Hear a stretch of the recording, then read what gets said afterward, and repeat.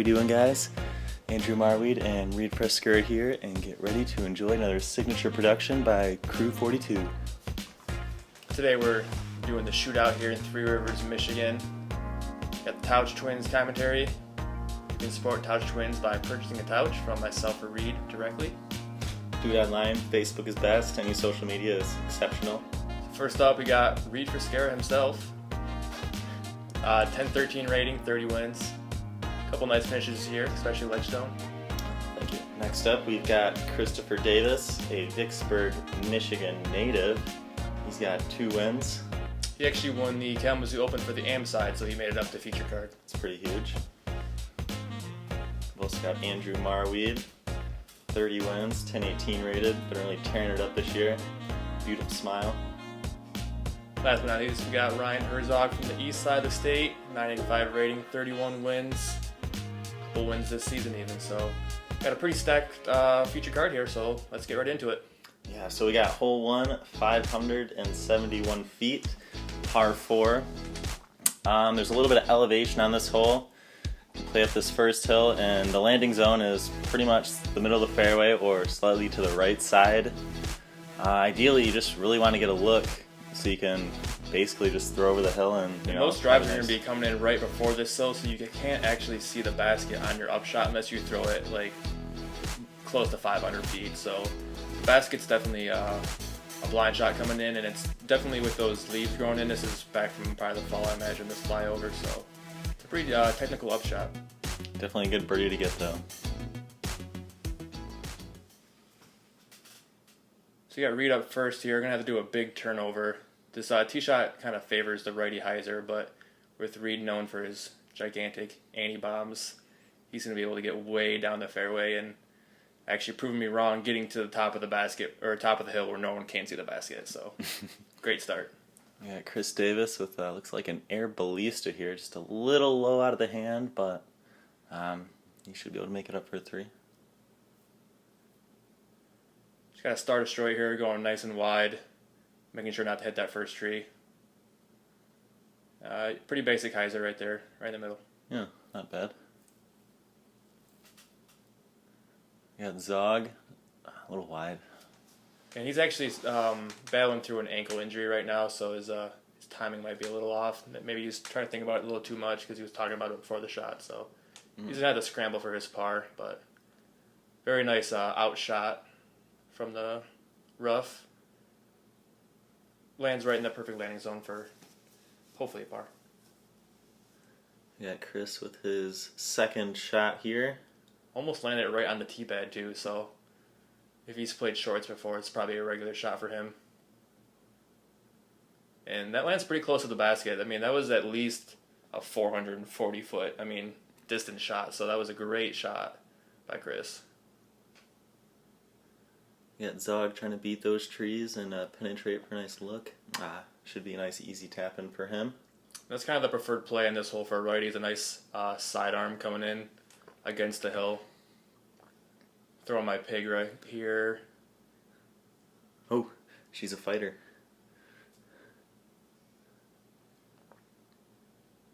I think Reid's going with his challenge right here. Nice straight up shot towards the basket. Possibly giving it a little bit of run. I don't know. I believe to have heard that anything under 200 feet, Reid said he is aiming to throw it in the basket. So it's a good chance you were trying to make that one. Oof. Chain stars. Pro side, maybe a little bit of jitters on the first hole, but it looks like a pretty smooth putt, so just a little bit off. Reid connects for the circle's edge birdie putt. Wow. Random spectator and view of the basket. Trying to work me, but didn't work this time, Vanessa. Looks like Zog did connect for his par, so it was a great par save considering where his drive went. And Chris is also going to have to settle for a par. Looks like he's repping the Phoenix Coyotes shirt. He's a hockey fan, who knows? Not too sure. So we got hole 2 here, 247 feet, par 3. Slightly uphill, probably plays a little bit closer to 300 feet. Most players are probably going to throw understable to straight mid-range, just try to throw it as straight as possible and skip up to the basket. but it's a very typical Michigan hole. There's always those plinko trees you gotta watch out for on your way to the basket. That definitely requires a very precise gap hit. And a little bit of luck. A little bit of luck. So we got Reid here. I think he's throwing his buzz. Slight turnover. Hits one of the skinny trees on the hole and going to be stopped about 50, 60 feet short. But still a putt, but a little longer than he probably hoped. Is it a DX Rock? Yep, DX Rock 3. That's buttery. Pretty ideal. Like butter on a hot roll. Thanks, Billy Crump. Got Chris Davis up here next. You know what he's throwing? Oh, geez. I couldn't tell you. I assume a straight mid-range, just kind of early release, a little bit low, and should have a nice straight-up shot to the basket, hopefully save his par.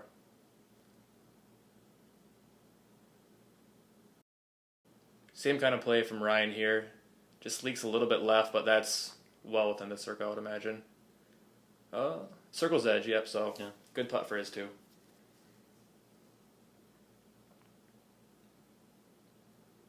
Chris just having to do a nice little simple hyzer with his putter, so. Yep, textbook upshot. Reid has a nice uphill putt, so he's definitely giving that one a run. Just comes up a tad bit short. Actually, that was a layup for a 3. You just lay up? Safe. Oh, okay. I did not know that. Anyways, we got Ryan here for the great 2. Ooh. Nice little hyzer putt. Reid's tapping in his 3. You know, I actually didn't know your socks also matched your shirt that day. Yeah, I tried. Nice, it's the only pair of purple socks I have, so. You gotta do what you gotta do. Yep. So tap in for my 2 Whoa, there, and Chris. See that? He just stepped on his disc and knocked it up. Good thing nobody saw that during the round. Alright, hole 3, we've got, this is actually an ace hole for, what is it, $10,000 if you're throwing a dynamic disc or something? I think 5,000. Either way, it's a very large sum of cash. Yeah, so anyways, 40 feet, par 3, pretty basic, but yeah, it was almost like the distance was off when we played this hole. I think Andy said something like 390. It's something that felt like it. We're playing the short pad for this one because it's the ace hole, so the long tee pad's a lot farther back, so I haven't really practiced this shot, but I threw a Firebird nice and high and wide and came about 40 feet deep, so it's going to be a definite test. There was a little bit of a tailwind too, so a little bit. Maybe that's why it seems shorter. But yeah, I mean, if you're throwing for a $5,000 ace, everybody should be running this hole. Like, right. There's no reason you should be laying up. Ryan kind of turns his over a little bit too, but it starts to flex back. He's gonna be right behind that bush, so as long as we find that disc, it should be should be a par, at best. You throw in what here, Reid? Big Z Vulture, way past the basket. But you gotta run it. You have to. Stay there in the fairway though. We probably have like a 50-foot, 45-foot putt for 2, so. Chris is throwing something nice and stable here, kind of making the correction off everyone going too far, and pretty ideal shot. I mean, it's kind of textbook. So we did find Ryan's disc after a few minutes of looking, and I had no clue that he had this kind of shot. Oh, that was a nice utility shot. It almost went in. So, great scramble there from Ryan. Don't look. Don't look. Nobody look. Oh. Oh, he walked it. We're just not going to talk about that one. Got Andy here with his 35-ish footer. Makes good on it. It was a pretty strong headwind too, so I was very happy that one stayed straight and went in the basket. Chris sneaks his putt in, 7th spot. It's the best spot I personally think for chain stars. All day. I don't like pro side. I want to sneak it in there. Reaching the tap in his par eventually. Not too happy, I would imagine, but you're sick. It's the way of the road. We got number 4 here, 460-foot par 3. The left side is out of bounds this year, so if you go short left, you're going to be taking a penalty stroke. If you make it to those orange flags right there about would you say, 80 feet short of the basket. The OB kind of cuts off, maybe even a little farther than that. Yeah. So as long as you don't saw it off, you should have a long putt, honestly. Gosh, it's just so crazy seeing this course without leaves. It makes it look so much easier. It is a lot different. It's deceptive. Yeah, Andy with, I would guess, a Star Destroyer. It is, and there's a pretty mild right to left wind on this one, so I knew if I just throw it out wide, I'd let the wind do the rest of the work, because I definitely can't throw that far. Still a good drive, though. I think Chris is trying to do the same line, just a little bit lower, probably a little more of a overstable of a disc, and just gets past out of bounds, so that is actually not out of bounds. That is going to be a long lick for a 2.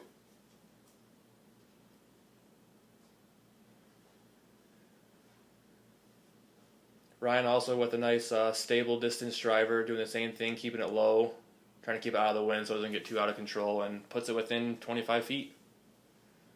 So, not the best hole for a lefty, so Reid opting to go sidearm here, I think with a nuke.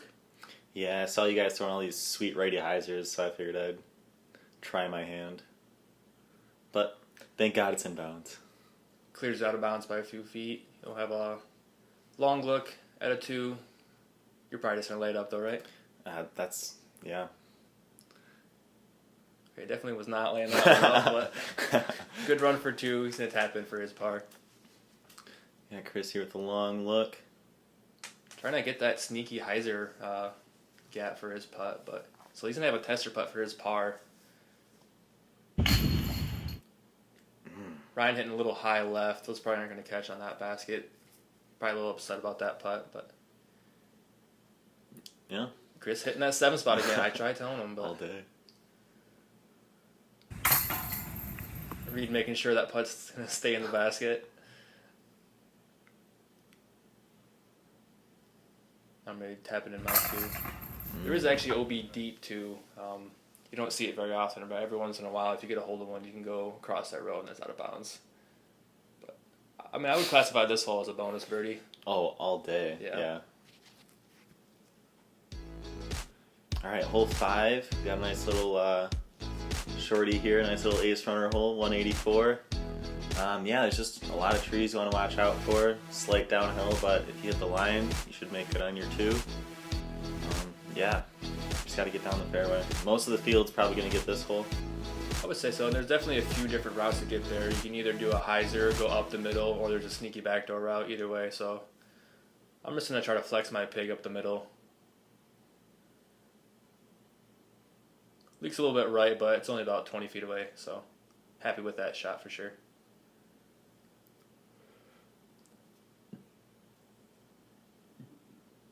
Chris is going for that sneaky hyzer route I was talking about, and just like a foot more to the right, and that's probably parked, but unfortunately it kicks back, and it's going to have to scramble for his par.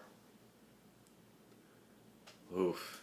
It's that Michigan golf, man. It'll get you every time.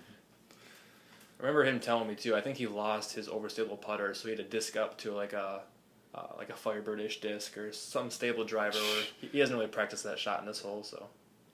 Yeah, it's definitely a touch shot if you're throwing a distance driver on this one. Reid throwing his putters a little bit deep, as that can happen on a downhill 180 footer, but should have a circle's edge putt for your birdie. Ryan with a great upshot. And if you hit early on this hole, I mean, it's still like the same distance, and it just becomes more difficult getting off the fairway here, as you can see, of all the tiny little trees. But they're making it look pretty easy on their scrambles, so those are good pars. Andy up. Easy putt for him. Nice 2. Reid with a little tighter window than I thought he had. I thought it was pretty wide open from my angle, so that was a good putt for his birdie. And Ryan and Chris are just going to tap in for their pars. It's definitely one of the easier holes on the course. It's kind of one where you're starting to get into birdie alley, so you want to get in there starting off with a birdie. I feel like every hole on this course is a birdie, to some extent. Could be. A lot of trouble early on. Moved into hole 6, 285 feet. This is actually the old basket, so the new basket is going to be behind that broken laying down tree you see right there, another 40 feet. So this one used to be a pretty easy, just easy deuce hole, nice and straight, but now move back makes it pretty tough, so I'm switching up my game plan, going flex forehand, just try to get that extra distance. Got a nice skip up there. Yeah, turn it over a little bit, but hit pretty flat, so that broken down tree kind of stops it, but definite putt. So as I was looking at this hole, I actually didn't know they moved the pin. I was just like, oh, my eyes just must be playing with me or something. So I just threw what I usually did. See, I kind of figured that too, because I know you throw far, but putter on this hole, kind of figured you were just trying to lay up, I guess, but not knowing where the pin was makes sense. I almost want to say Chris Davis was thinking the same thing, though, because, like, I don't know. From the tee pad, you cannot tell that the basket has moved back behind that tree, so... I definitely like the change, though. It's making this hole, a pretty good getting the 2. Yeah. And see, I wonder if Zog would have used his overstable putter for this hole, too, instead of that forehand. Right. But either way, easy 3 for him. Gives it a solid bid. Crease is about 45 feet or so. Ooh. Finally gets a good putt to connect. And with that nice floaty hyzer spin putt he has, he can be pretty dangerous from circle 2. Definitely, yeah. We're just off on that circle 2 bid. Oh, another one. Got myself from about 35, 40 feet. Able to sneak it in there. If you guys didn't know, Crew 42 actually uses iPads to video their stuff. So as you can see in the background, wait, this guy actually might have had a cell phone with like a little cassette or a little handler. They're working out. They're working hard out here. So yes, they're quite lovely. Definitely, if you guys could give Crew 42 a like, subscribe, possibly a comment or 2, tell us what we're doing good, what we're doing bad. We greatly appreciate it. Definitely. Moving on to hole 7, 252 feet, par 3. It's a lefty hyzer or a righty forehand. The only obstacle is that pond you see where the river monster comes out of, and you either want to play long of that or play short and give yourself a long putt, but yeah, definitely you want to avoid that water. There's a few guardian trees that are just short of the water, so if you sawed off early, you can get lucky and hit one of those trees and have a putt across the water. Throwing my destroyer here. I probably usually throw a Firebird, but I definitely wanted to make sure that I did not go short. But I'll have a 25-foot death putt. Got Chris Davis playing the safe shot. He did call it before he threw it. He said last time he played this hole was not his friend, so he said he was going to lay up no matter what. And that he did. Oh. That was a Crystal Buzz OS. That's pretty much like if you were to pick a shot and how it would fly, that would be it right there. Yes, if every hole could be this hole. We got Zog with our forehand ripper. He's a little bit wide, but that's definitely the safe side, so he's going to have a long putt. And a pretty safe one, too, because if his hyzer's out early, it's not going to roll in the water. I feel like Chris gave himself kind of a tougher upshot from where he laid up at. Yeah, it was a safe layup, but just those guardian trees are like right in the way of where you want to try to give it a long bid. He's probably giving this one a half. No, he was definitely going for that one. Just off the top. Is that 40 feet closer? It's all at circle's edge. Oh my gosh, you were so lucky. I think it was unlucky and didn't go in, but definitely lucky after getting unlucky by not going out of bounds. So if you miss that putt, it's going on the water edge is how it is, but it makes it a lot tougher to make a putt when you see somebody do that right before you. Right. Like, oh god. And if your disc goes in that water, I really doubt you're getting it back. I've probably lost 2 or 3 discs in there over the years. But sometimes you get it back. I wouldn't want to go in there looking for a disc. That's all I gotta say. No, that's how you get cholera. So moving on, I got hole 8, 170 feet here, par 3. Pretty uphill, but this is probably the easiest hole in the course, if not top 2 easiest. You're just trying to throw a stable putter, backhand, possibly mid-range. Anything stable, a righty hyzer is going to get up and have yourself a putt. Probably playing around like 250, counting the uphill, maybe 260. I would agree. Most top pros should be able to get this pretty close, and that was, I would say, pretty close. I think the back camera said that if it didn't hit that tree, he would have bet money that was going in. So I would have spit out. Yeah, probably. Yeah, Andy with his AVR 3, the Canada edition one. AVR X3. Yep. Yes. I think Ryan actually dissed up to maybe a fairway driver, oversail fairway driver. Either way. Just to get that hyzer angle down, yeah, definitely. Chris looks like to be doing the same thing. Really just trying to spike it and make sure it doesn't skip or roll too far past the basket, leaving yourself a downhill putt. So, all inside circle 1. Chris here with the longest putt from about 25 feet. It's a good one to follow there. As chain stars do, not too friendly on pro side. That one's kind of a split out, kind of unfortunate. That's rough. A little right side, but definitely should have caught. And Reid just tapping his too. Is that flag next to the basket? Was that the CTP? That's so sick. Yeah, I think that was the 50-50, and it was maybe 2 inches at most away from the basket. Only in Michigan. All right. Anyways, we've got hole 9, 354 feet. This is another really tough hole. There's a lot of guardian trees in the way. You definitely want to. It's a tough line to hit off of the tee pad, but you really just want to throw like a nice forehand flex if you're a righty. Or I haven't seen a lot of backhands on this hole, but. And for most players, your main objective is just to hit that first gap, because if you hit early, you're getting 4 at best. So I mean, it's not the biggest gap either. It's at most 5 feet right off the tee pad here, about 40 feet. Nah, it's kind of a butt clincher. So Reid throwing his, I think that was your buzz again, right? Yeah. Just a little bit too much hyzer. If that just flips up a tad bit more, it's probably parked. Got Andy with his Firebird. Pew pew pew. That's a super beat up Firebird too. So that flipped up, carried left, hyzered back. Excellent shot. Got that backhand route we were talking. That's such a tough shot to really commit to making that disc hyzer flip and really drift all the way to the right. So he can kick a early tree and kick pretty far left. Gosh, this Michigan golf, there's so many trees. Yeah, I think Ryan threw a distance driver, so he was trying to play a little bit wide, and that can happen if you're not going straight up the middle on this hole. Mm-hmm. That was a good upshot. I honestly thought after it hit that wood piece, it was going to roll down the hill. And once it starts rolling on this hole, it's going to the bottom. Ooh, nice up by Ryan. Reid with his challenger. Definitely lay that one up right. Oh yeah, all day. Uphill. No sense to run that one. And I actually don't know how that got where it was. Did you see it roll after it hit the basket? Because I thought it was parked. I actually forgot since we played that it did roll, to be honest. Yeah, that was a good time.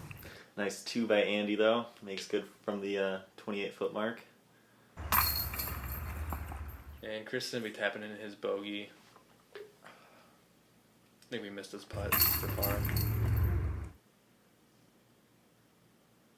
And unfortunately, I think he's tapping in his bogey as well. All right, guys. That will wrap up the front 9 of the Shootout in Three Rivers, Michigan. It's a nice, beautiful slow-mo of Andrew Marwede. Pocket out, watch out, like, subscribe, and love Crew 42. We'll see you guys in the back 9.